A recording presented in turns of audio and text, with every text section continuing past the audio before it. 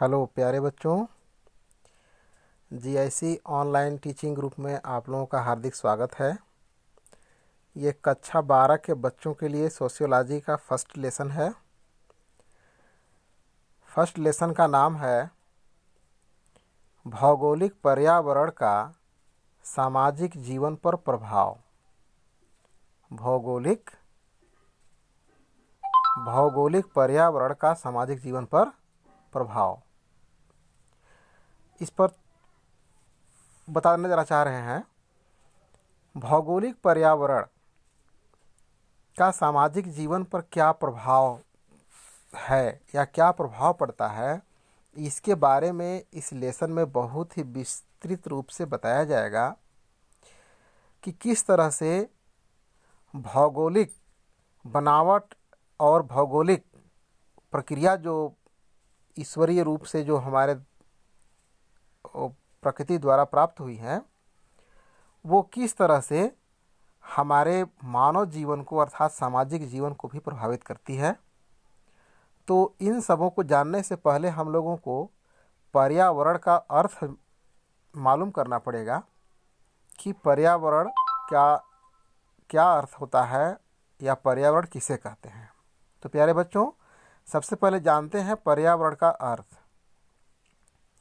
तो यहाँ पर मैंने नोट डाउन किया है, पर्यावरण को अंग्रेजी में इन्वायरमेंट कहा जाता है। इन्वायरमेंट को शॉर्टकट में ईवीएस भी बोलते हैं। इन्वायरमेंट कहा जाता है। पर्यावरण दो शब्दों परि धन आवरण से मिलकर बना है। परि का अर्थ होता है चारों ओर तथा आवरण का अर्थ होता है ढके हुए। अर्थात प्यारे बच्चों, जो हमें चारों ओर से ढके हुए हैं उसे हम पर्यावरण कहते हैं। क्या कहते हैं? पर्यावरण। अब ये प्रश्न उठता है कि हमें चारों ओर से घेरे हुए हैं, तो चारों ओर से कौन कौन चीज़ें घेरे हुए हैं, आइए इसको जानते हैं हम। दूसरे शब्दों में यूँ कहें तो जो हमारे शरीर से अलग होकर भी चारों तरफ से या चारों ओर से घेरे हुए हैं उसे पर्यावरण कहते हैं। अर्थात पर्यावरण के अंतर्गत नदी, पेड़, पहाड़, पौधे और अन्य जितने भी प्रकार के सूर्य, चंद्रमा, आकाश, तारे, जितने भी हमारी निगाहें जहाँ तक ले आती हैं, जो भी चीज़ देखते हैं हम, चल या अचल चीज़ें, वे सभी हमारे क्या है? पर्यावरण के अंतर्गत आते हैं। अभी पर्यावरण के डेप्थ में हम आगे जाएंगे तो हम लोग पढ़ेंगे कि पर्यावरण किस तरह से है। तो अभी शॉर्टकट में इसकी परिभाषा दे रहे हैं हम। हमारे अनेक विद्वानों ने पर्यावरण को परिभाषित किया है। पी जिसबर्ट ने लिखा, प्रत्येक वस्तु जो किसी वस्तु को चारों तरफ से घेरती है एवं उसे प्रभावित करती है, पर्यावरण है। ठीक ना? प्रत्येक वस्तु जो किसी वस्तु को चारों तरफ से घेरती है, उसे प्रभावित करती है, वह पर्यावरण है। प्यारे बच्चों, अगला है मैकाइवर एवं पेज। समाजशास्त्र के बहुत ही माने जाने और प्रसिद्ध समाजशास्त्री हैं, विद्वान हैं, जो सभी टॉपिक पर अपनी परिभाषाओं को व्यक्त करते रहे हैं। उन्होंने किया है, मैकाइवर एवं पेज महोदय ने पर्यावरण को दो भागों में विभाजित कर दिया। परिभाषा को दो भागों में विभाजित कर दिया। पहला है प्राकृतिक पर्यावरण और दूसरा है सामाजिक सांस्कृतिक पर्यावरण।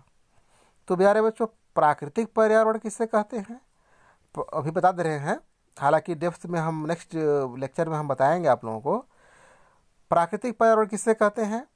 प्राकृतिक मतलब होता है जो प्रकृति द्वारा प्रदत्त हो, अर्थात जैसे नदी, पेड़, पहाड़, सूर्य, बादल और भी जितनी भी चीज़ें हैं अन्य अन्य प्रकार के, जो ईश्वरीय रूप से धरती पर विद्यमान हुई हैं हमारे लिए या हमारे सेवा के लिए, वो क्या है?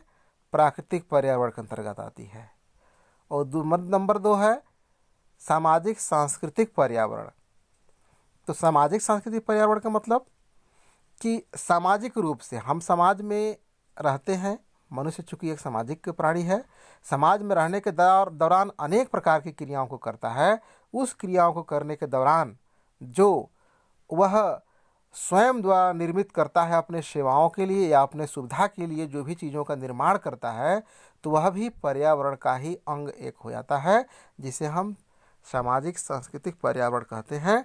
जैसे मान लीजिए सपोज दैट मैंने घर बनाया, टेबल कुर्सी बेंच किसी प्रकार का निर्माण किया, बिल्डिंग बनाया, भवन बनाया, सड़क बनाया, अन्य प्रकार के अपने सेवाओं को जितने भी चीज़ों को मैं निर्माण किया है, वे सब सामाजिक सांस्कृतिक पर्यावरण के अंतर्गत आते हैं। तो प्यारे बच्चों, ज़्यादा वीडियो लेक्चर बड़ा होता है तो सेंड करने में प्रॉब्लम हो जाती है, तो आज के क्लास को भी इतना ही समेटते हैं। और चूँकि पहला लेक्चर है, इसकी आने वाले वीडियो में मैं इससे बेहतर बना करके आप लोगों को दूंगा। तो आज के मतलब कि वीडियो में इतना ही समेटते हैं, ठीक ना प्यारे बच्चों। इस पर अपना कमेंट जो भी करना होगा आप लोग करिएगा, कमेंट करिएगा और थोड़ा लाइक अपना करके अपना हमको राय दीजिएगा, ठीक ना।